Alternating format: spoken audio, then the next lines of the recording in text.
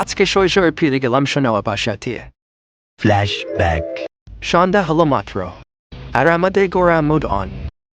আমরা যাচ্ছি বেলস পার্কে, চারপাশে কত সুন্দর লাইট দিয়ে সাজানো হয়েছে, খুব ভালো লাগছিল পরিবেশটা।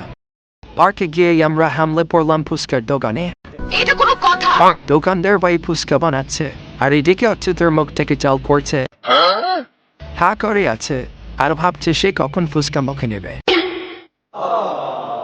বাসায় একদমই চাল খেতে পারে না, কিন্তু এখানে ফুচকার চাল ঠিকই খেতে পারে। बात तो सही है.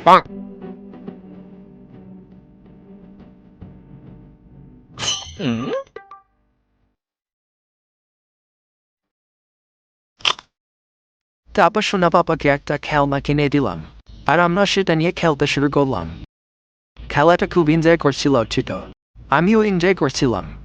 শৈশবের মুহূর্তগুলো ফিরে পেতে সবারই খুব ভালো লাগে।